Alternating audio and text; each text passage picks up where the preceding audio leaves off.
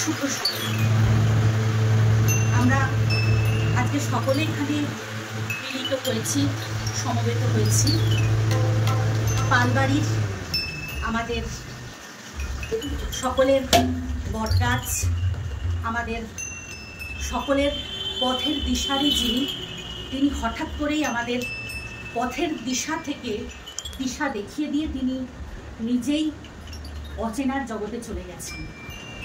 তিনি আর কেউ নন, তিনি আমার ঠাকুমা, আমার কাকুদের মা, আমার মা কাকিমাদের শাশুড়ি মা শ্রীমতী বিভাবরী পাল। যেতে নাহি দিব, তবু যেতে দিতে হয়। হ্যাঁ, আসা যাওয়ার পথের মাঝে এভাবেই একটি জীবন আসে, একটি জীবন যায় এবং আরেকটি জীবন পৃথিবীর বুকে ধরণীতে আসে। তিনি তার করে যাওয়া যে কাজ সেগুলি করেন এবং তারপর তার দায়িত্ব পুরোই তিনি চলে যান। হ্যাঁ, চলে যান ঠিকই, কিন্তু একটি দায়িত্ব তিনি তার পরবর্তী প্রজন্মের হাতে দিয়ে যান। কিসের দায়িত্ব? সেটা হচ্ছে তাকে স্মৃতিতে, মননে, আমাদের জীবনের চলার পথে, আমাদের জীবন ধারণে তাকে নিয়ে যাতে আমরা আমাদের জীবনটাকে ধারণ করতে পারি। তিনি তার চারিত্রিক বৈশিষ্ট্য থেকে শুরু করে তার নির্দেশাবলী আমাদের কাছে দেখিয়েছেন।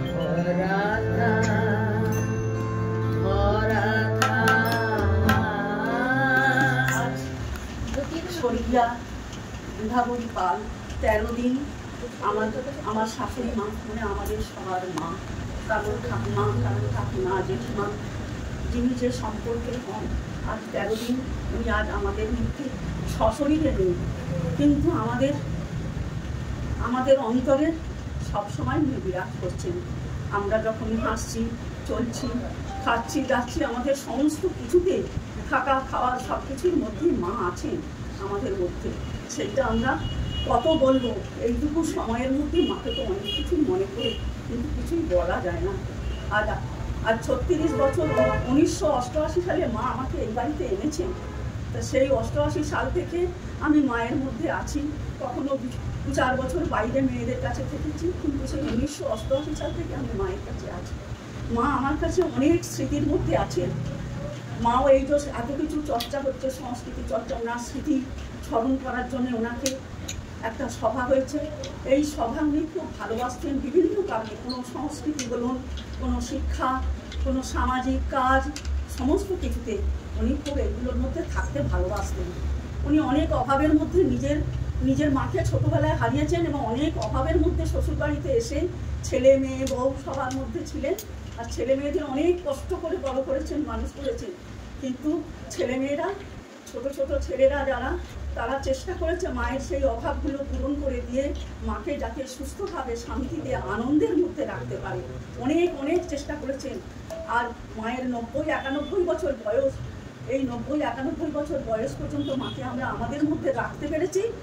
মা যাদের মানুষ করেছেন, সেই ছোট ছোট ছেলেমেয়েরা, তারা মাকে সমস্ত দিক থেকে মাকে সাপোর্ট দিয়েছেন, থাকা, খাওয়া, চিকিৎসা। এবং আজ যে এত বড় মাকে আমরা স্মরণ করতে এসেছি একটা সভার মাধ্যমে, এবং মাকে আমরা সমস্ত কিছুর মধ্যে, মাকে কি বলবো, কিছু আমার মনে অনেক কিছু বলার আছে, কিন্তু মুখ দিয়ে আসছে না। আমি কষ্টের মধ্যেই বলছি, মা অনেক কিছুর মধ্যেই আমাদের মধ্যে আছেন। আমি বারবার এই কথাটাকে বলবো, কোথায় কীভাবে হাঁটছি, চলছি, থাকছি, খাচ্ছি, ঘুরছি, বেড়াচ্ছি, গল্প করে শুচ্ছি, সব কিছুতেই মা, বাচ্চা কাচ্চা, দেওর, ননদ, এই যে যা, সবার মধ্যেই মাকে দেখতে পাচ্ছি, মায়ের সব কিছুতেই। কিন্তু আমাদের সংসারের নিয়মে জন্ম মৃত্যু তো আছে, সেগুলো মেনে নিতে হয় আমাদের। 90 বছর বয়সে মাকে আমরা এতদিন পর্যন্ত কাছে পেয়েছি, এটাই আমাদের কাছে অনেক কিছু। আর কি বলবো, আমার আর কিছু আসছে না, এই বলে আমি শেষ করছি। মা আপনার শান্তি হোক, যেখানেই থাকুন আপনি, সবাইকে আশীর্বাদ করুন। শুধু ছেলে মেয়ে বউ, নিজের ঘরের লোকদের নয়, সমাজে এবং যারা ছাত্র ছাত্রী, আর কি বলবো, যারা মোটামুটি সমাজে যারা সামাজিক জীব, সামাজিক, তাদেরকে আপনি আশীর্বাদ করুন, দূর থেকে সবাই যেন সুস্থভাবে শান্তিতে জীবনে বড় হয়, এটাই মায়ের কাছে প্রার্থনা ছিল। তো যা হয় আর কি, সদ্য অনেক কিছু শিখলে বাচ্চারা তো অনেক কিছুই করে। তো ঠাম্মা তখন আমাকে বলতেন, মস্তান মস্তান তুই ঠিক পারবি, এই তুই পারছিস না, পেরে যাবি। আমার কাকু আমাকে সাইকেল চালানো শিখিয়েছিলেন, তো ওঠা নামাটা আমার খুব অসুবিধা হতো। আরে মস্তান তুই পেরে যাবি। তা ক্লাস 10-এ উঠলাম, 10-এর পর ক্লাস 11 আমি কোলাঘাট টিউশনি করতে যেতাম। তো হয় কি, সংসারে তো নানান রকম চলতেই থাকে, সাংসারিক নানান রকম ব্যাপার। তো হঠাৎ কিছু ফুরিয়ে গেছে হয়তো, তো মা হয়তো বললো, মা এটা নেই। আরে মস্তান তো কোলাঘাটে গেছে, মস্তানের স্যারের নাম্বার আছে, বাংলা পড়তে গেছে, তো ফোন করে দাও, ও মস্তান ঠিক নিয়ে চলে আসে। কোনো কিছুতে একটা হয়তো আমি পারলাম না, এটাতে খেলাতে হয়তো স্কুলে বার্ষিক ক্রীড়া প্রতিযোগিতা হচ্ছে, প্রথম রাউন্ডের খেলাতে হয়তো পারলাম না, আরে দূর তুই মস্তান, তুই ঠিক পারবি। তো এই জিনিসটা যে তুই ঠিক পারবি চলে গেল, ঠিক আছে পারছি। এবার পরবর্তী অনুষ্ঠানটাকে এগিয়ে নিয়ে যাবে আমার বড়দি শ্রীমতী বিভাবরী পালের প্রথম নাতনি বলা খাবার। কিছু আমি এখানে দাঁড়িয়ে তো পড়েছি ঠাকুমার সম্বন্ধে কিছু বলবো বলে, দিয়ে ভাবছি 90 বছরের এই গভীর সমুদ্রের মতো জীবনটাকে 2 মিনিটে বলবো কিভাবে। তাই ঠাকুমার সম্বন্ধে শুধু দুঃখটা যা বলা যায়। ঠাকুমা বলতে মনে পড়লো, এই কিছুদিন আগে টিভিতে একটা সিরিয়াল দেখছিলাম, তাতে ঠাকুমা চরিত্রটাকে ওরা ফুল ঠাকুমা চরিত্র বানিয়েছে। মানে এই ঠাকুমা নিজের নাতি নাতনিদেরকে শুধু ভালোবাসা স্নেহ দিয়ে মুড়ে রেখে ওদের কি খেতে ভালো লাগে সেটা ভালো করে আরো ভালো করে বানানো, ওইগুলোর সাথেও তার সাথে আরেকটু এগিয়ে গিয়ে ওরা নাতি নাতনিদের বন্ধু হয়ে। আমি ভাবলাম যে যে এই চরিত্রটাকে লিখেছেন বা প্রথমবার ভেবেছিল, উনি যখন জন্মাননি আমার ঠাকুমা তখন থেকেই ঠাকুমাই আমাকে শিখিয়েছিল জাল ফেলে মাছ ধরা, ঠাকুমাই আমাকে শিখিয়েছিল কাটারি করে একটা নাচের মালা থেকে নাচটা পুরো একবারে তুলে দেয়।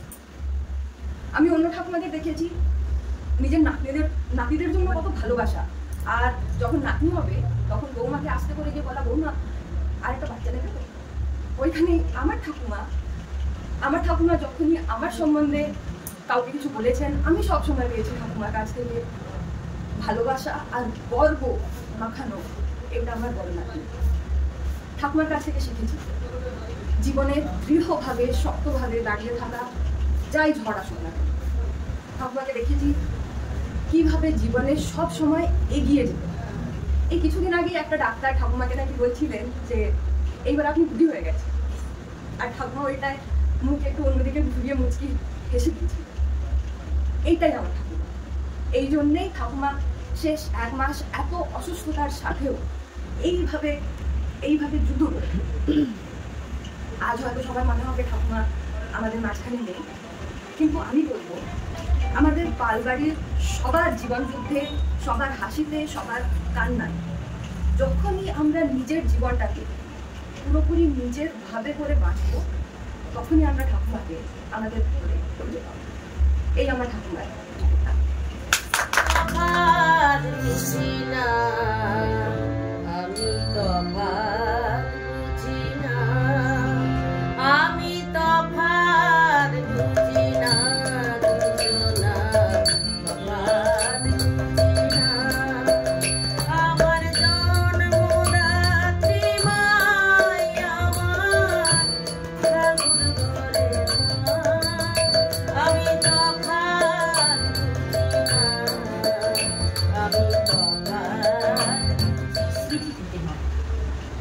আমাদের স্মৃতিতে, আমাদের মননে তুমি সারা জীবন থেকে যাবে। এবার আমার ঠাকুমা বিভাবরী পাল এনাকে নিয়ে কিছু স্মৃতি তর্পণ করবেন স্বর্গীয়া বিভাবরী পালের স্বামী, স্বর্গীয়া রামকৃষ্ণ পালের এক বন্ধু, তার ছেলে আশিস মণ্ডল। তিনি এখন আমাদের ঠাকুমাকে নিয়ে স্মৃতি তর্পণ করবেন। আশিস মণ্ডল কাকু আসুন। 30-32 দিন যুদ্ধের পর তারা দেখতেছে। আসলে জেঠিমা, মা, মাসিমা এদের দিয়ে সারাদিন যা বলে বলি, তাতে মনে হয় আরো কিছু বাকি রয়ে গেল। কি দাপট, এমন প্রগতিশীল জেঠিমা আমি দেখিনি। তখনকার দিনে এই জায়গার এদের সাথে তো অনেক ছোটবেলা থেকে আমার অভ্যাস ছিল এবং আছে এখন। কি দাপট আর কি প্রগতি ভাবতে পারেন তখনকার ধরুন 80-90 বছর আগে সেই ভদ্রমহিলা এখনো কোনো কুসংস্কার মানা নেই। কি প্রগতি! রবীন্দ্রনাথ, ভগবান বলতে রবীন্দ্রনাথকে ভাবতেন, বিবেকানন্দকে ভাবতেন। আর আজকে আমরা এখানে দাঁড়িয়ে জেঠিমাকে স্মরণ করতে কত কথাই না মনে পড়তে। লাস্ট যখন আমরা এলাম পাশে বসে খাওয়ানো, নিজের মতো কথা বলা, সব রাস্তাঘাটে যেখানেই দেখা হয়েছে একদম মানে এত ভালোবাসার সময় তিরস্কার, কিরে এখনো ঘুরে বেড়াচ্ছিস কেন, যা বাড়িতে যা পড়তে বস, বাবা মা কেমন আছে, সব সব সব সময় সব ঠিক ঠিক আমাদের। সুতরাং এই নিয়ে আর বিশেষ কি বলার আছে। যখন শেষ দিন রজত ফোন করলো, নার্সিংহোমের বারান্দায় বসে আছি আমি, দিশা, রজত, বিষণ্ণ মন, হঠাৎ করে একজন আমাকে একটা মেসেজ পাঠালো। কি আশ্চর্যভাবে মেসেজটা আমার কাছে এলো যে উনি তখন জানেন না যে আমার জেঠিমা নেই, এবং আমার বাড়ির লোক বন্ধু বান্ধব সবাই জেনে গেছে যে জেঠিমা হসপিটালে ভর্তি আছে, ক্রিটিক্যাল অবস্থা। তো উনি আমার একটা মেসেজ পাঠালো। মেসেজটা পড়ি আমি একটু। মৃত্যু এই জগতে গড়েছে, নিজে সে জীবিত থাকতে পারে বলে। তুমি চাও মৃত্যুর অবসান, তবে জীবনেরও অবসান হবে। মৃত্যুর অবসান তুমি ঘটাতে পারবে না, তবে তাকে এক মহত্তর জীবনে রূপান্তর করতে পারবে। বেশি অর্থনের কথা। তাহলে ভাবছি যে সত্যি কি সুন্দর একটা কথা, সেই দিনই আমাকে এই পোস্টটা করেছে। যাক, আমাদের ছেলে তাদের দেশে চলে গেছেন, ভালো থাকুন জেঠিমা, আশীর্বাদ করুন, আপনার পক্ষে দেখানো কথা আমরা যেন শুনতে পারি। এই ব্যাস। এটা হচ্ছে 6 মাস আগে আমি পিতৃহারা হয়েছি।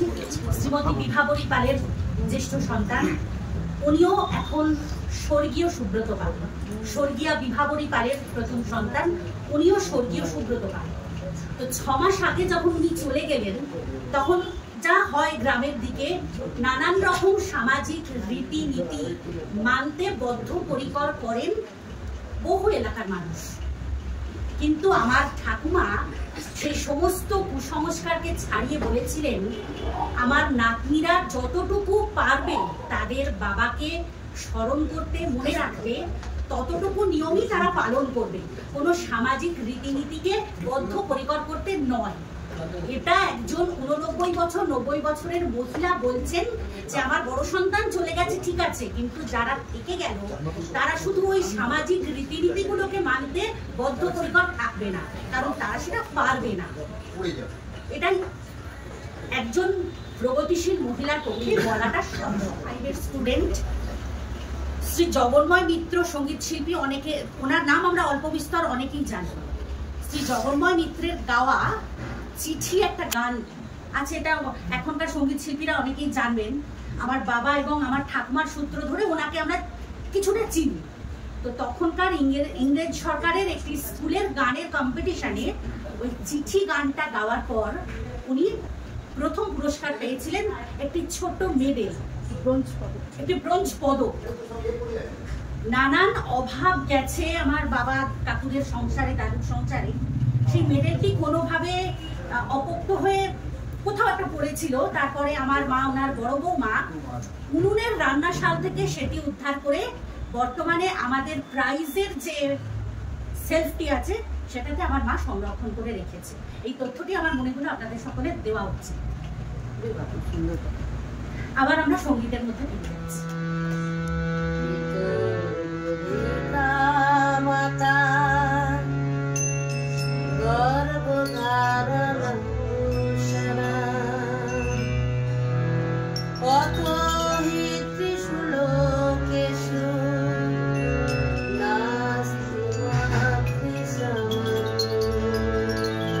সন্তানের কাছে অত্যন্ত ভালোবাসার, অত্যন্ত যত্নের, অত্যন্ত প্রিয়। ঠিক সেরকম ভাবেই স্বর্গীয়া ঠাকুমার দ্বিতীয় সন্তান, তিনিও এখন স্বর্গীয় দেবব্রত পাল। ওনার খুব প্রিয় একটি গান এই গানটি। যখনই আমরা বাড়িতে কোনো অন্তাক্ষরী, যেটা আমরা বর্তমানে সবাই বলে থাকি গানের লড়াই খেলা হতো, তখনই ম দিয়ে কোনো গান হবে মানে আমার মেজ কাকু স্বর্গীয় দেবব্রত পাল এই গানটা শোনাতেন। তখন থেকেই এই গানটার প্রতি আমাদের ভালো লাগা, ভালোবাসা শুরু হয়। যে অনেকটা ছোট থেকেই তখন বুঝতাম না যে এই গানটার প্রতি এত ভালো লাগা, ভালোবাসা কেন জন্মায়। মেজ কাকুর মুখে শুনে শুনে এই গানটার প্রতি ভালো লাগা, ভালোবাসা জন্মায়। এবার ঠাকুমাকে নিয়ে কিছু কথা, কিছু স্মৃতি বলার জন্য আসবে স্বর্গীয় ঠাকুমার স্বর্গীয় বড় ছেলের ছোট সন্তান আমার বোন, আমাদের সকলের মৌ তৃষাশ্রী পাল।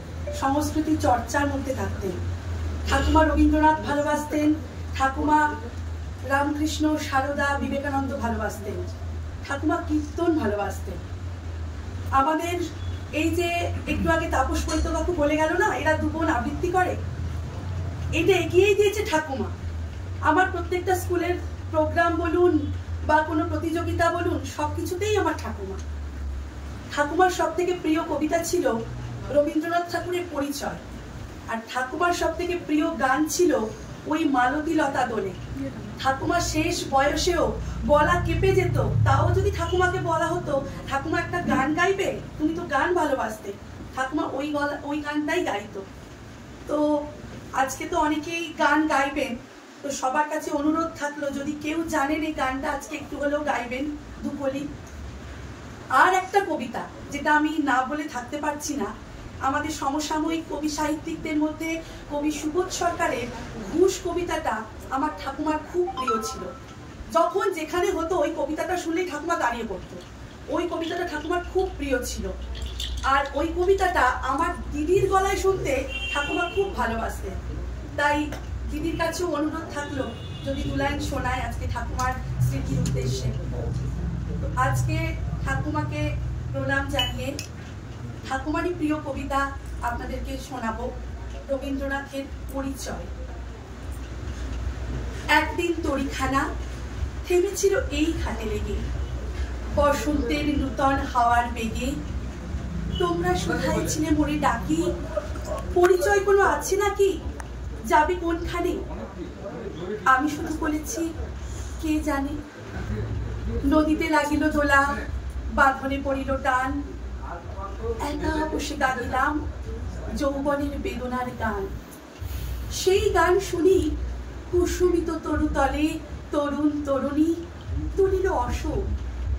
মোর হাতে দিয়ে তারা কহিল এ আমাদেরই লোক, আর কিছু নয়। সে মোর প্রথম পরিচয়। তারপরে জোয়ারের বেলা সাঙ্গ হলো তরঙ্গের খেলা। কোকিলের ক্লান্ত গানে বিস্মৃত দিনের কথা অকস্মাৎ যেন মনে আনে। কনক চাপার দল পরে ছুঁড়ে ভেসে যায় দূরে, ফাল্গুনের উৎসব রাতের নিমন্ত্রণ লিখন।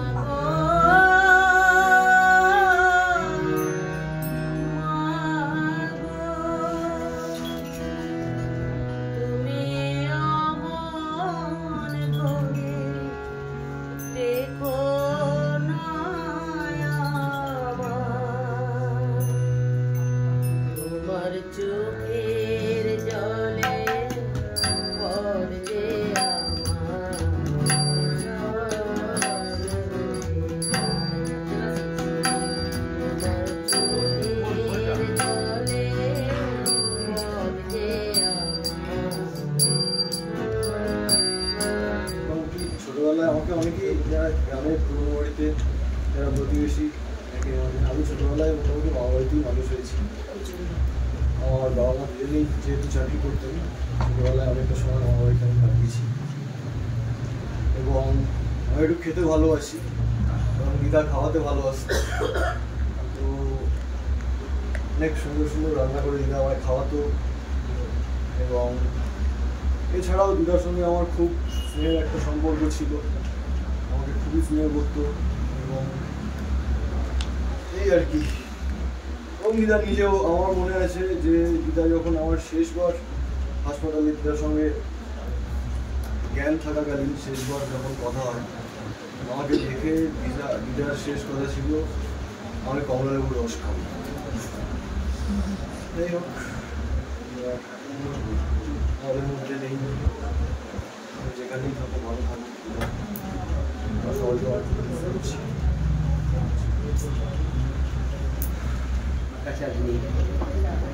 আমি কতগুলো টুকরো কিছু কথা বলবো আর কি। আমি বিশেষ করে সামাজিক যে বা সামাজিক যে কর্মপদ্ধতির মধ্যে আমাকে সাহায্য করতাম সেইগুলো বলবো। আমি এই এলাকায় 13-14টা ফ্রি কোচিং সেন্টার করেছি। যেখানে বিনা পয়সায় আমার কাছে ইংরেজি পড়তে আসে বিভিন্ন জায়গায়, সুলনে, বসুচক, কোলাঘাট সংকেত ক্লাব থেকে শুরু করে বিভিন্ন জায়গায় ফ্রিতে আমার কাছে ইংরেজি পড়ে যায়। আমি তাদেরকে কোনো পয়সায় নিইনি। একের পর আমি এক কোচিং সেন্টার বানিয়েছি। আমার মা আমাকে খুব সাহায্য করেছে যে বাবা এগিয়ে যায়।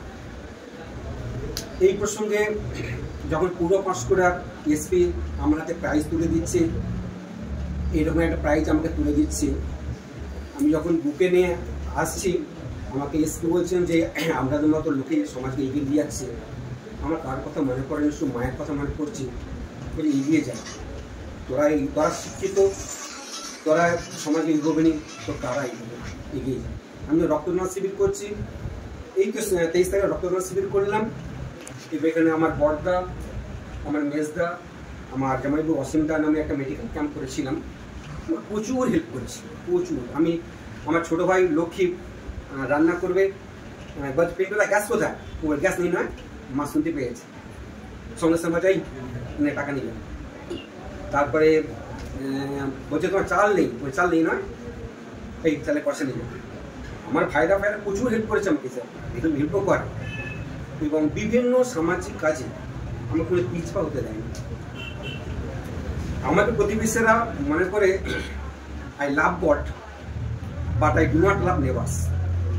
কিন্তু মা রিভার্সটা ভাবে যে আই লাভ নেবার্স।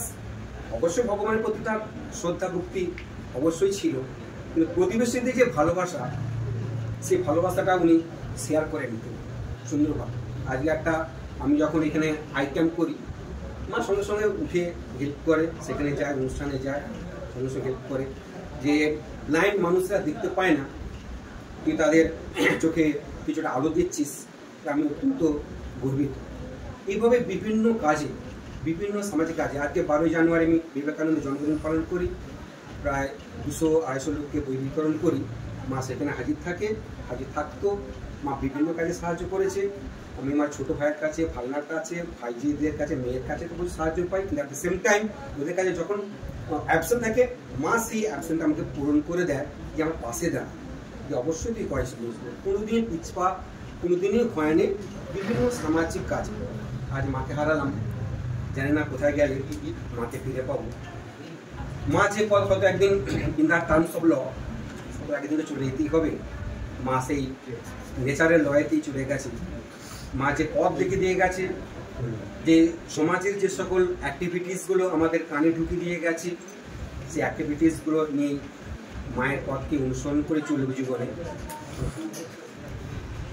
প্রথমে আমি ক্ষমা চেয়ে নিই, আমি কোনো শৈল্পিক শব্দ ব্যবহার করতে পারবো না, আমি বলতে পারবো না স্বর্গীয় শব্দ, আমি এ ধরনের কোনো শব্দই ব্যবহার করতে পারবো না যে শব্দেতে বোঝা যায় যে উনি এবং যারা আছেন ওনারা নেই। কে বলেছে ওনারা নেই? আমি যে বেঁচে আছি, আমি যতদিন বেঁচে থাকবো আমার মধ্যে আমার ঠাকুমা বেঁচে থাকবে, এটাই তো থাকা। এইটা এভাবেই তো একটা মানুষ থাকতে পারে। তো যাই হোক, আমার সঙ্গে আমার ঠাকুমার স্মৃতি এতটাই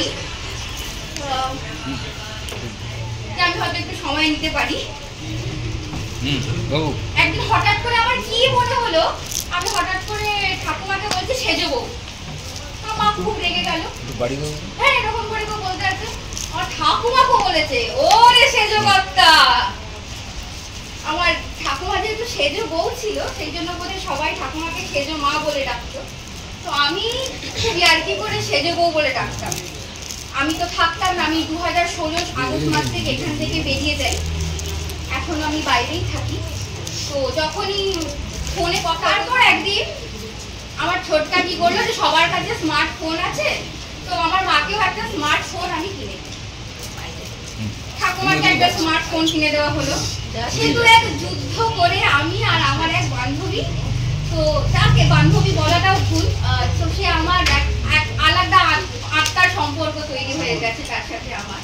তো দুজনে মিলে মোটামুটি তাকে ঠাকুমাকে শেখানো হলো দুটি জিনিস, ভয়েস মেসেজ পাঠানো, ভয়েস মেসেজ শোনা।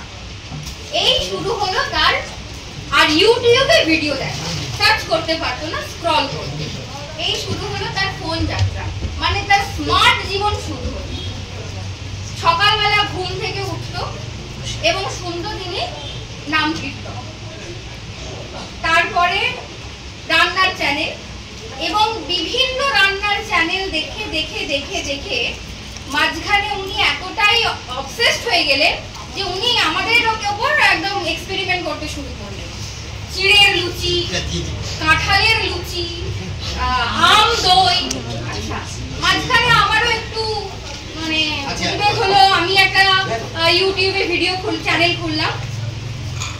কেউ কিছু সাপোর্ট করুক না করুক, এই যে এনকারেজমেন্ট, এই শব্দটা, এইটা ইজিক্যাল টু বিভাবরী পাল। মানে ডিকশনারিতে যদি আর মানে হয় এনকারেজমেন্ট মানে বিভাবরী পাল। কোনো দিন আমার মনে হয় না যে কোনো কিছুতে ঠাকুমা খুব মানে না এটা হবে না, এটার দ্বারা হবে না, এটা করা যাবে না, সব কিছুতে এত উৎফুল্লভাবে এনকারেজ করতে পারতো। আর বাকি তো সবাই অনেক কিছু বলে ফেলেইছে, আর নতুন করে মানে নতুন করে না, আরো অনেক অনেক অনেক বলা যায়। ঠাকুমা ভীষণ একটা রাশভারী মহিলা ছিল। এখানে যারা জানে তারা জানে যে বাড়িতে যদি ঠাকুমা অসুস্থ হয়ে শুয়েও থাকতো তাহলে বোঝা যেত যে বাড়িতে একজন কেউ আছে। এবং এই গোটা তল্লাটে যে বিভাবরী পাল বলে একজন থাকে এটা সবাই জানত। কোলাহাটে ঠাকুমার সঙ্গে বাজার করতে গেছি, মাছিনাড়ি বাজার করতে গেছি, তারপর বয়সকালে ঠাকুমার যেতে পারতো না, তো তখন যেখানে বাজার করতো সেইখান থেকে আনতে হবে, অন্য জায়গা থেকে আনা যাবে না, ওখান থেকে আনতে হবে। তো সেখানে যখন আমরা গেছি, আমি আমার নেস্টিও বাজার করতে গেছি, তো সেখানে যখন যেতাম যে তোমার ঠাকুমার এখনো সেই ঝাঁঝালো আছে, এখনো গাড়ি আছে, এরকম হয় বলতো। শুধু তাই নয়, আমার ঠাকুমাকে 29শে জানুয়ারি হসপিটালে অ্যাডমিট করা হয় এবং 2রা মাস ঠাকুমা এই জন্য ওকে ছেড়ে দেয়।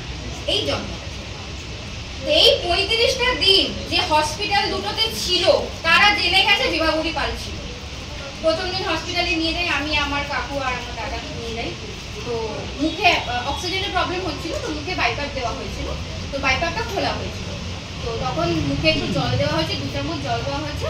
নার্স জিজ্ঞেস করছে আর দেবো, আর একটু দেবো? একটু কেন, অনেকটা দাও। আর ঠিক এই রেঞ্জে বলেছে, থাকবো না, বাড়ি যাবো, নার্সদের জ্বালানো। মানে ওই 35টা দিন মোটামুটি সবাই জেনে গেছে যে ওখানে বিভাবরী পাল। ওরা তো সবাই মাকে হারিয়েছে, আর আমি হারিয়েছি ঠাকুমা, মানে মায়ের ওপরে ঠাকুমাকে হারিয়েছি। এরা কেউ থাকে না বাড়িতে, ঠিক আছে, আমার ছোটকা থাকে না, বিশ্বমণি থাকে না, আমার মেজো একটু থাকতো না, কিন্তু যেদিন ওরা আসবে তার আগের দিন বা সেদিন আমাকে আসতে হবে। আর যদি আমি না আসতাম, ফোন করে মেসেজ করে আমাকে পাঠাতে হবে, এখানে কি হবে, ওটাতে কি হবে, সেটাতে কি হবে। আর যতক্ষণ না পর্যন্ত ওরা খেয়ে দিয়ে, দাদাভাই বললো প্রচুর নিজে খেতে ভালোবাসতো, খাওয়াতেও ভালোবাসতো। ওদের যতক্ষণ না, সে যদি রাত্রি 1টা হয়, পা ফুলে যাচ্ছে আর পারছে না, পায়ের যন্ত্রণা হচ্ছে, যতক্ষণ না সবার খাওয়া দাওয়া হয়ে ওপরে উঠবে শোবে, ততক্ষণ পর্যন্ত জেগে, যদি ঘরে তাকে বকে ধোকে পাঠিয়ে দেওয়া হয়, সে কিন্তু জেগে বসে থাকে যে আমার সবাই মানে মোটামুটি শুয়ে পড়েছে। আর একটা জিনিস আমি যেটা খুব, ঠাকুমা স্মার্ট স্কুল এগুলোতে সব বলা হয়ে গেছে, আরেকটা জিনিস যেটা ঠাকুমা না বাঁচতে ভালোবাসে, খুব বাঁচতে ভালোবাসে, যেটা আমার পছন্দ হয় না। অনেকে করে না, বাড়িতে সবার জন্য যা রান্না হচ্ছে আমার জন্য তাই রান্না, সবার জন্য যা আসছে আমার জন্য না। আমি কি ভালোবাসি, আমি শীতকালে পৌষ মাসে পিঠে খেতে ইচ্ছে হয়েছে, কেউ করে দেয় না, তোমার শরীর খারাপ, পিঠে করতে হবে না, নিজে করে খেয়েছে পিঠে। এই ভালোবাসাটা, এটা খুব দরকার আজকালকার দিনে না। আমাকে ভালোবাসা এই জিনিসটা উঠে গেছে, আমার এই ভালোবাসাটা ছিল নিজে বাঁচবো। এবং ঠাকুমা নিজেও জানতো না যে ঠাকুমা এবারটা ফিরতে পারবে না। এই 35টা দিনের এই যে লড়াইটা ঠাকুমা লড়েছে, এবং খুব খুব দারুণ ভাবে লড়েছে লড়াইটা, খুব দারুণ। আমরা যারা গেছি দেখেছি ঠাকুমাকে হসপিটালে, একটা সেকেন্ডের জন্য মনে হয়নি যে ঠাকুমা হয়তো ফিরবে না, ঠাকুমা হয়তো আসবে না। সবার সবসময় আমাদের একটা পজিটিভিটি ছিল, না চলে আসবে, না চলে আসবে, না ঠিক চলে আসবে। যাই হোক, অনেক কষ্ট করেছে ঠাকুমা, অনেক অনেক কষ্ট করেছে। জন্মেই মাকে হারিয়েছে, আপনারা শুনলেন, একের পর এক আঘাত পেয়েছে, ছেলে স্বামী সবাইকে হারিয়েছে, কিন্তু তারপরও ওই যে দীর্ঘতার সঙ্গে বেঁচে থাকাটা, ওই সবাইকে নিয়ে, একা না সবাইকে নিয়ে। আমার মায়ের ছোট অনেক আগে মা মারা যায়, তারপর বাবা মারা যায়, আমার মাকে ভালোবাসা, আমার মাকে আগলে রাখা, বাবাকে আগলে রাখা, আর সর্বোপরি আমাকে, মানে আমি তো এখানে বলতেই পারবো না যে আমার সাথে যে কি সম্পর্ক ছিল, আমি এখানে বলতেই পারবো না, হবেই না, এত গোপন সম্পর্ক ছিল যে বলা যাবে না। সব হয়ে গেছে, সবাই সব হয়ে গেছে, আমাকে রাত্রিবেলা 1 ঘন্টা ওখানে বসে থাকতে হবে। কেন?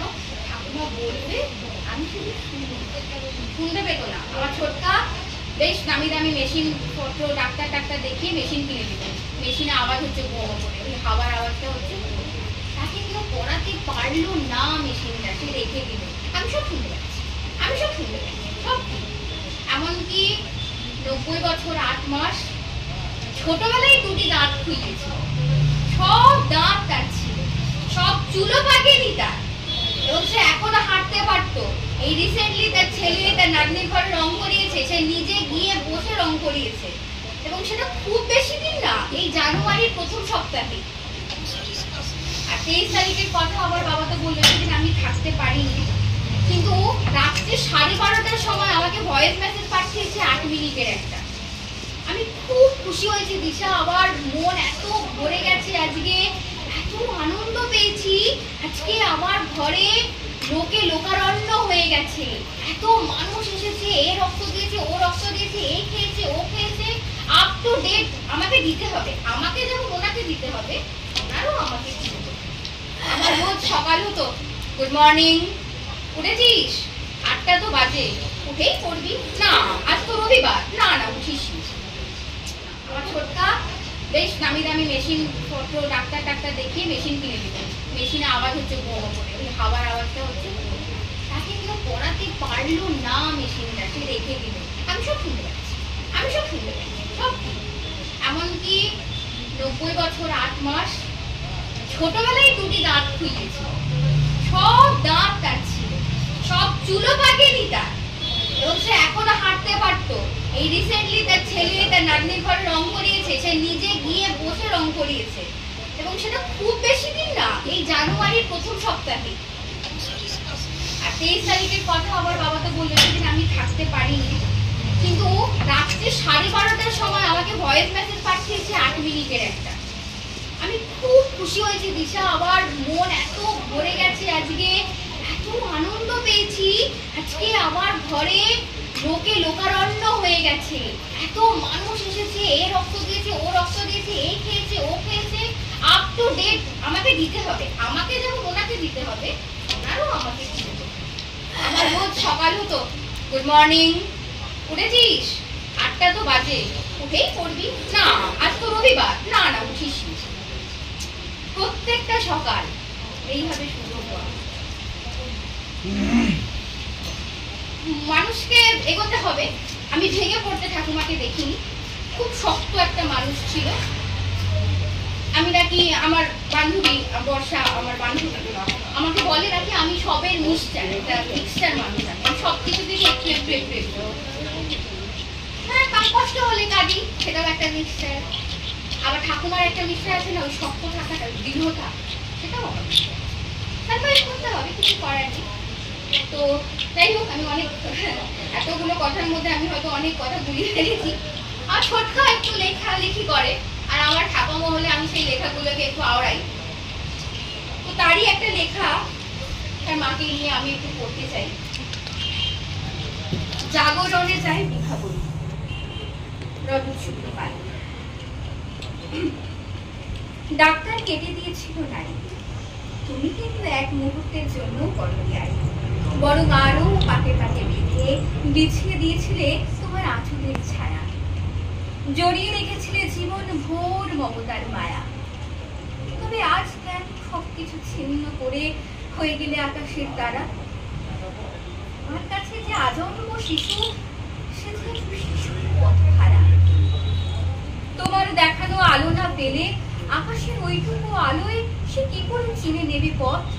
রাত্রে ঘনিয়ে এলে দারিদ্র পারেনি তোমায় ঠেকাতে, সন্তানদের কয়েকটা রুটির সবকটা ভাগ করে দিয়েও সামাজিক মূল্য শেখাতে।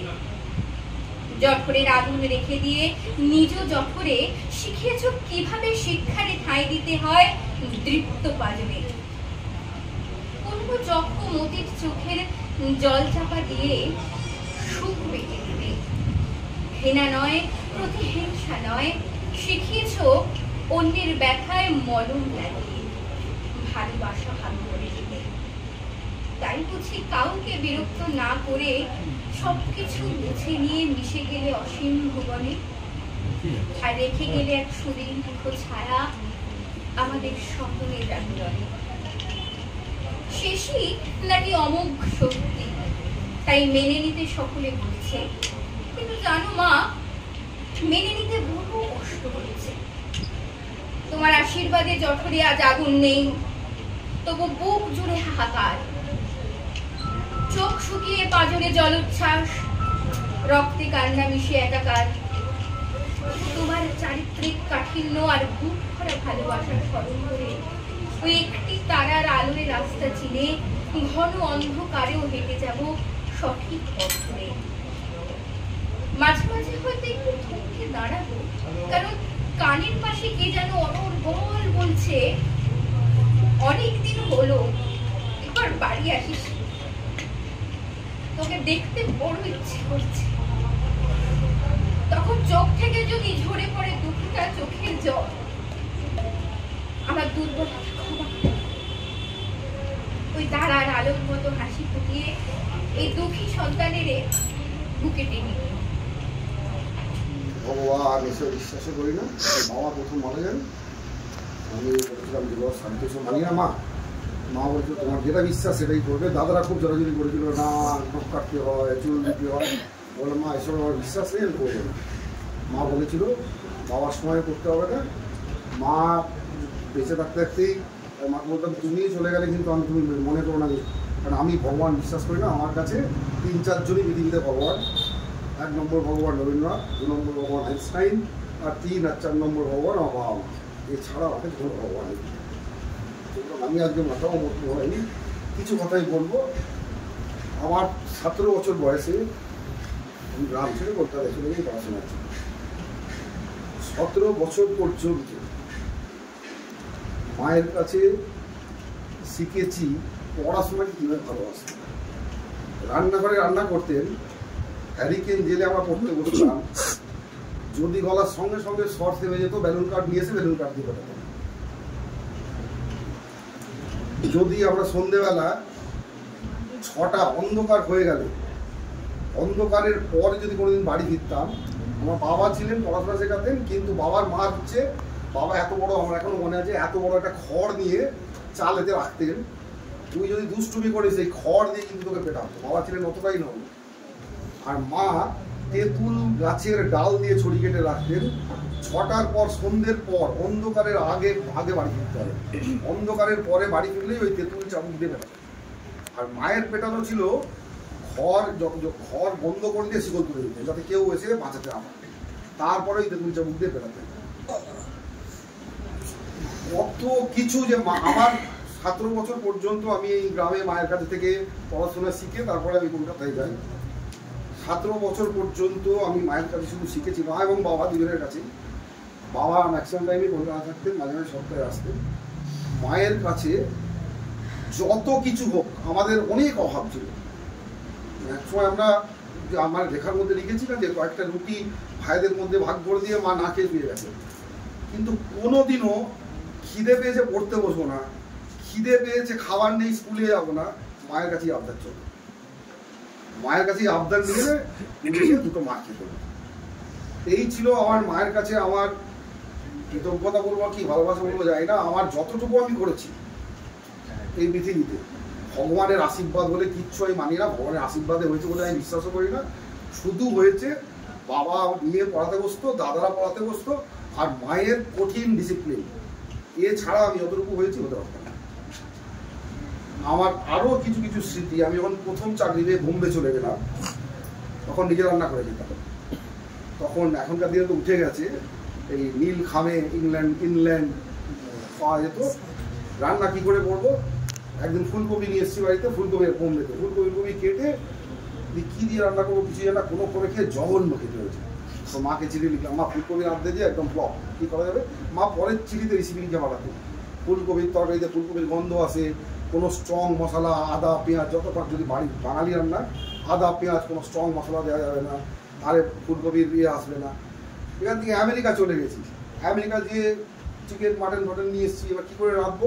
আমেরিকা থেকে চিঠি আসতে 15 দিন আসতে, চিঠি আসতে 15 দিন লাগতো আবার আমার কাছে চিঠি পৌঁছে। তো এখান থেকে অন্য একটা স্পেশাল ইন্টারন্যাশনাল লেটার পাওয়া যেত, ইন্টারন্যাশনাল ইংল্যান্ড বলতো। তো আমি এক গোছাও ইন্টারন্যাশনাল ইংল্যান্ডে নিয়ে গেছিলাম, আমেরিকায় বসে মাকে চিঠি লিখে পাঠাতাম এই রান্নাটা করতে। পরের সপ্তাহে 1 মাস বাদে মায়ের চিঠি আসতো, মা ওইখানে রেসিপি লিখে পাঠাতো আমাকে কীভাবে রাঁধতে হবে। তো আমি মায়ের কাছে যা কিছু রান্না শেখা, এখন মোটামুটি ভাইজিরা বলে কাকু তুমি তো ভালোই রাঁধো, ওই মায়ের কাছে চিঠি লিখে লিখে বোম্বেতে মাঝে মাঝে মাকে ফোন করতাম। আগেকার দিনে ছিল সেই রাত্রি 10টার পর ফোন করলে অর্ধেক 1/3 হয়ে যেত দাম। তখন মা একটা জায়গায় যেত, মাকে বলে দিতাম আমি ফোন করবো, ম্যাক্সিমাম টাইমে মাকে জিজ্ঞাসা করতাম এইটা রান্না করে পরের দিন খেতে হবে, এইটা কী করা যাবে, ওইটা কী করা যাবে, সব কিছু মা। আর পরবর্তীকালে যখন আমি বাড়িতে আসতাম, মানে মা ছাড়া আশিস ফাশিস জানতো, আমার তো প্রচুর বন্ধু বান্ধব, আড্ডা মারতে পছন্দ করি, খেপু আছে এখানে আছে, সবাই আমাকে ডাকতো এই রজতা এখানে। আমরা শিবতলায় একটা সময় আমাদের ছোটোবেলা কেটেছে শিবতলায়, সারাক্ষণ ক্যারাম খেলা আর বিড়ি খাওয়া, সবাই অনেক সিনিয়র দিকে মাইন্ড করবেন না, তো বিড়ি খাওয়া ক্যারাম খেলা দিয়ে প্রচুর আমাদের শিবতলা একদম অ্যাডিক্টেড আমরা শিবতলা। কিন্তু যখন আমি পরিণত হলাম, যখন চাকরি পেলাম, তখন বাড়িতে এলে ওরা ডাক্তার ওই রজত আয় যায় না, আমি বস আগে আমার মায়ের সঙ্গে কথা বলি। মানে মা ছিল আমাদের ওই পিভটাল বলে ইংলিশে কথা বলে, মুধন যাকে বলে না বাড়ি, আগেকার দিনে মুধন হতো মেন, সেইটা না দিলে কোনো বাড়ি দাঁড়াতো না। আমাদের মা ছিল ওরকম একটা মুধন টাইপের। আমি যখন আসতাম, আমার মা ওইখানে বসিয়ে রেখে আমরা সব ভাই বোনগুলো গোল হয়ে বসতাম। আশিস ফোন করতো, এই রজত আয় না, বস আমার দেরি হবে, এসছি আগে মায়ের সঙ্গে টাইম কোনো দিন যেতামই না, মাকে নিয়ে বসে থাকতাম এখানে। মানে মা যে আমাদের বাবা আমাদেরকে শিক্ষা দিয়েছেন, বাবার একটাই ধ্যান জ্ঞান ছিল, বাবা আর কিছু করতে না পারুক আমাদের প্রত্যেকের পেটে বিদ্যাটা দিয়েছে। আর মা গোটা সংসারটাকে ধরে রেখেছিল। মা ছাড়া আমরা মনে হয় আমরা খড়কুটোর মতো ভেসে যেতাম। আমার এখানে মায়ের ওই কাঠিন্য, এই লোকটার সঙ্গে ভেসা যাবে না, এই লোকটা খারাপ কথা বলে, এই লোকটার ব্যবহার খারাপ, এই লোকটার সঙ্গে ভেসা যাবে না।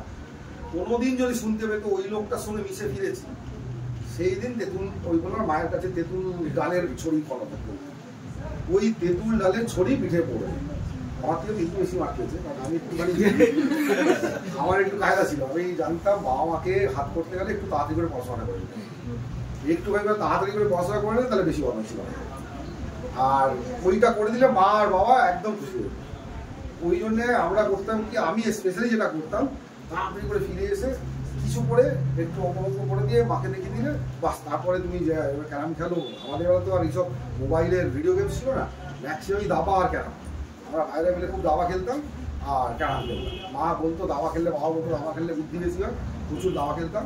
আমি একসময় তো ওই গ্রামে খেলতেও যেতাম, মা খুব গর্ব করতো আমাকে নিয়ে, আমি গ্রামে অনেক হারাতাম দাবা খেলায়। তো দাবা আর ক্যারাম এই ছিল আমাদের, এখন বিশাল বড় ক্যারাম করছিল। আর মেজদা মাঝে মাঝে আমাদেরকে সবার কথা একটু করে বলতে হয়, কারণ আমরা এত কৃতজ্ঞ দাদাদের প্রতি। মানে অনেকে হয় একটা, আমি অনেকটা টাইম নিয়ে বলছি কারণ আজকে বলতে ইচ্ছা করছে আমার। আমি তো খুব কম কথা বলি, এখানে এসে যা কিছু মায়ের সঙ্গে কথা বলে চলে যায়। আমরা যতটুকু হয়েছি, অনেকের হয় কি ভাইয়ের ভাই অনেক বিরোধ হয়ে যায়, জমি জায়গা নানা রকম। আমাদের প্রত্যেকটা ভাইয়ের মধ্যে এত সুন্দর সম্পর্ক, প্রত্যেকটা ভাই আরেকটা ভাইকে একটু করে এগিয়ে দিয়েছে। আমার বড়দা যত পড়াশোনা, কোন কলেজে ভর্তি হবে, কোন সাবজেক্ট নিয়ে পড়বে, সঙ্গে সঙ্গে নিয়ে আমার দিদিকে, আমাকে, পিন্টুকে, সবাইকে নিয়ে কলেজে ঘুরেছে কাকুতায় ভর্তি হবে।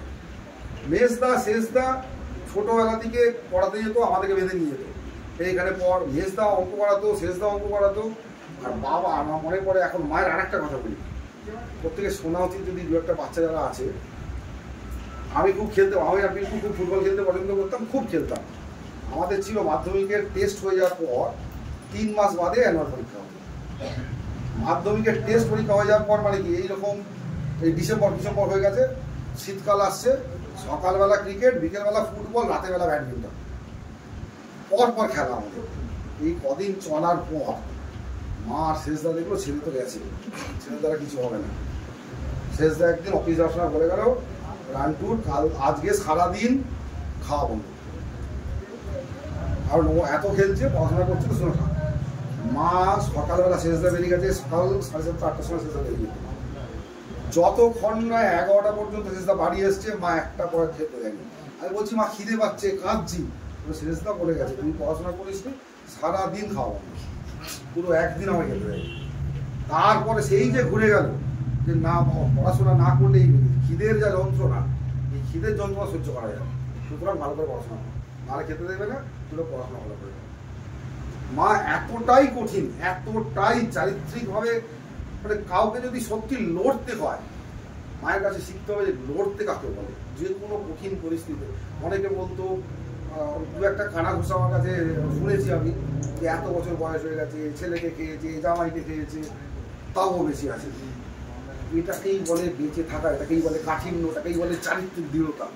এইটা মায়ের কাছ থেকে শিখতে হয়। মা 91 বছর 7 মাস পর্যন্ত বেঁচেছে, কেউ এতটুকু বলতে পারে না মা অন্য কারোর উপর ডিপেন্ডেন্ট হয়ে বেঁচেছে। মা পুরো পুরো সংসারটাকে কাঁধে করে নিয়ে এগিয়ে দিতে দিতে।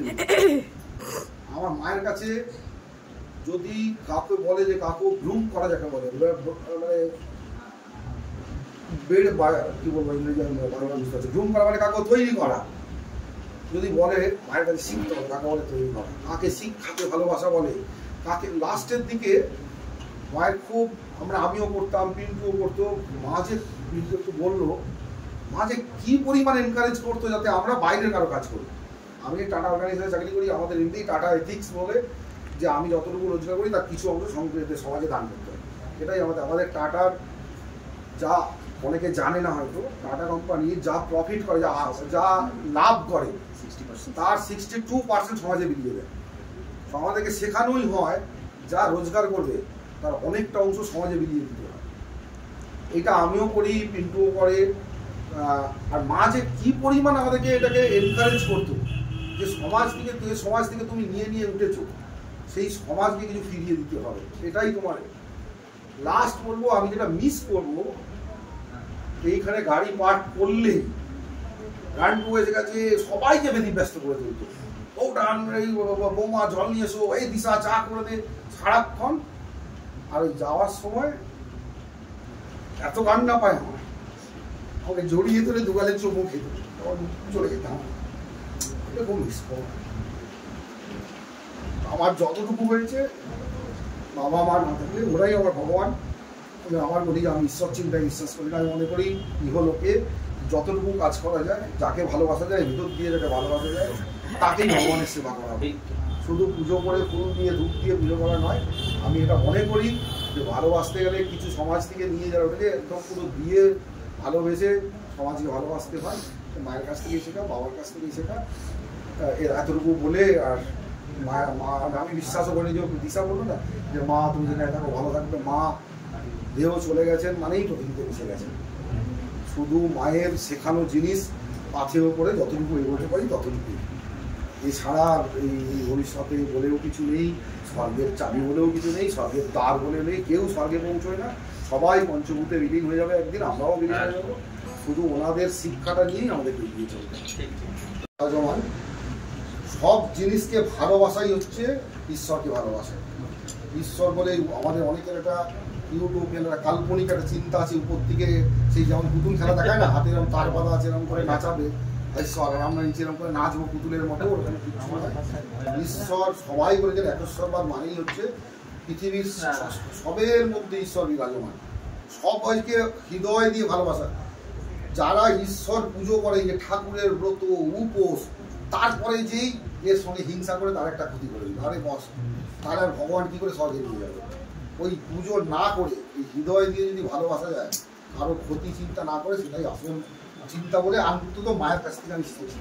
তো সেটাই আমি মনে করি আমরা আর এটাতে আর ভারাক্রান্ত করে এগিয়ে নিয়ে যাবো না। আপনাকে অনুরোধ করবো আর একটা শেষ সঙ্গীত দিয়ে আজকের সন্ধ্যে আমরা শেষ করবো। আমি যখন মাস্টার্স করতে গেলাম তখন একটা বন্ধু পাওয়ার মাধ্যমে আমার পরিবারটা একটু বেড়ে গেছে।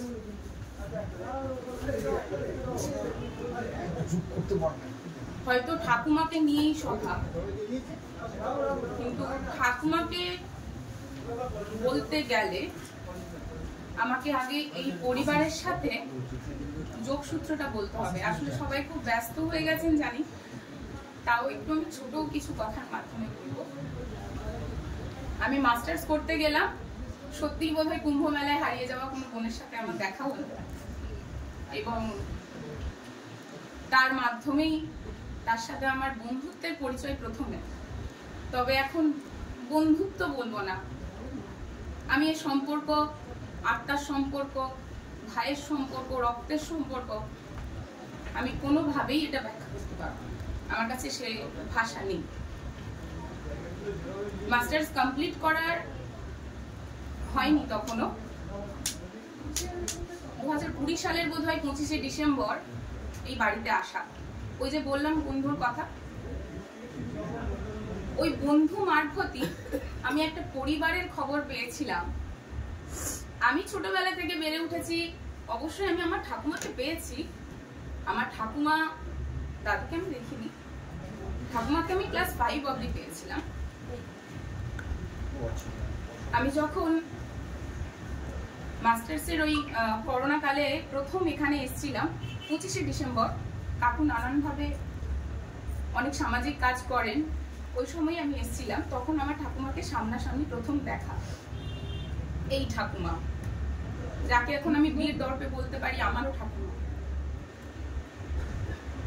আমার বড় বয়সের ঠাকুমা যদি হয় সেটা ঠাকুমা। বড়দিরা, মেজদিরা, শেষদিরা, আমি এই বড়দি, মেজদি, শেষদি এই সম্বোধনটাই করছি, কারণ এই সম্বোধনটা আমি আমার বন্ধু মারফতই শিখেছি। আমিও বড় জেঠু বলে ডাকতাম না, বেটু বলেই ডাকতাম। উনিও ঘুরে আমাকে বেটুই বলতেন। ওর মুখে আমি পরিচয় পেয়েছিলাম পিসিমণি, ওর মুখেই আমি পরিচয় পেয়েছিলাম ছোটকা। কাকিমা আছেন, কাকু আছেন, এসে পরিচয়। আমি কখন কিভাবে এই পরিবারের একজন হয়ে গেছি। আমি আজকে এসছি, আজকে আমার প্রথম দেখা বড়দের সাথে বা মেজো জেঠিমার সাথে। তবে আমি ওনাদের কথা এত শুনেছি, এত শুনেছি, এত সুন্দরভাবে শুনেছি সবার কথা। ছোটকা যে ঘটনাগুলো বললো ছোটবেলাকার, ঠাকুমার যে কথাগুলো হলো, ঠাকুমা মডার্ন। আমি 25 বছরের পর, আজ আমার 28 বছর বয়স, আমি 3 বছরে বড় বয়সের ঠাকুমা পেয়েছি। আমি 3 বছরের স্মৃতিটাকেই আমি দেখতে পেয়ে গেলাম। হয়তো তোমরা অনেক আগে থেকে এই ঠাকুমাকে দেখে এসছো। আমি এই 2020 থেকে 25, মানে 5 বছর, আমি এই প্রত্যেকটা স্মৃতি, প্রত্যেকটা ধাপ আমি জানি। ঠাকুমা মডার্ন, ঠাকুমা প্রগতিশীল, আমার সুন্দর ভাষা আসে না। এই পরিবারটা আমাকে অনেক কিছু দিয়েছে। যে বললো না এক্সটেন্ডেড ফ্যামিলি, হ্যাঁ সত্যিই তাই। আজকে আমি এসেছিলাম ঠাকুমার শেষ যাত্রাতে, আমি মাঝে আসিনি, আসতে পারিনি। সময় সুযোগ হলেও আসাটা খুব ডিফিকাল্ট। আমি আমার বান্ধবীকে বলি, যে বান্ধবী না, আমি ভাই বলি, সেই পরিচয়টা ঠাকুমাও জানে যে আমি ওকে ভাই বলি। নামটা যে বিভাবরী, একটা ঘরের নাম বিভাবরী, সত্যি বিভাবরী, প্রত্যেকটা কোনায় বিভাবরী। কোনো রুমে যাওয়া যায় না। বেটু কেমন, ছোটকা কেমন, পিসিমণি কত কষ্ট করেছে, তিতিরদা কেমন, দিদি ভাই কেমন, সবাই, সবার পরিচয় আমার জানা। আমি 2 মাস এখানে ছিলাম, একটা স্কুলে পড়াতাম। সেখানে বোধহয় ঠাকুমার সাথে আরো বেশি বন্ডিং। রান্না করা, একসাথে রান্না করা, রান্নার কোনটা ভুল হওয়া সেটাও ঠাকুমার কাছে শোনা। ঠাকুমা মডার্ন, প্রথম দিনেই আমাকে বলেছিল তোমার বয়ফ্রেন্ড আছে? আমি হেসে দিয়েছিলাম, ও তার মানে আছে। ঠাকুমাকে ইদানিং কিছুদিন আগে বলেছিলাম, ঠাকুমা ঠাকুমা আমি সোমবার করছি। কেন সোমবার করছিস? এই যে বললে না যে ঠাকুমা এটা ওটা, আমি এই 25 থেকে 28 আমার এই যে বয়সকালীনে আমি বোধহয় ঠাকুমার প্রত্যেকটা জীবনযাত্রা, প্রত্যেকটা জিনিস আমি চোখের সামনে রেখেছি। এটা আমি বলতেই পারি না ঠাকুমা নেই, ঠাকুমা আছে, ঠাকুমা ছোটকার মধ্যে আছে। আমি যাদেরকে দেখি সামনে, ঠাকুমা কাকুর মধ্যে আছে, ঠাকুমার দিশার মধ্যে তো ফুলফিল আছে। দিশা আমি বলি না, আমি ভাই বলি, ঠাকুমা সবার মধ্যে আছে। আমি কেন 3 জন 4 জনের নাম উল্লেখ করলাম? এদের সাথে আমার থাকাটা বেশি। আজ থেকে থাকতে শুরু করলে আমি বড়দির সঙ্গেও আমি বুঝতে পারবো, আমি বড়দির মধ্যে আমি মেজো জেঠুর যে কথাগুলো শুনেছি তার দীপ্তি দেখতে পাই। মেজো জেঠিমার সঙ্গে বসলে আমি হয়তো বুঝতে পারবো, বসাটা এখনো কম, তবে এই পরিচয়টা অনেক দীর্ঘ। তাই এই পরিবারটা কখন যে আমার কাছে নিজের পরিবার হয়ে গেছে আমি নিজে জানি না। আমি আমার ওই বাবা মা দাদা বৌদি বা আরো কিছু নিজের জন ছাড়া এখন আমি বলতে পারি যে বিভা বড়িও আমার পরিবার। এই পরিবারটাই বিভা বড়ি।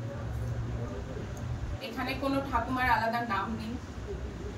এই ঘরের ঠিকানা গোপালনগর নয়, এই ঘরের ঠিকানা এই বিভা বড়ি। আমি আসলে বিভা বড়িতেই আসবো, বাস এটুকুই। হয়তো অনেক সময় নষ্ট হবে।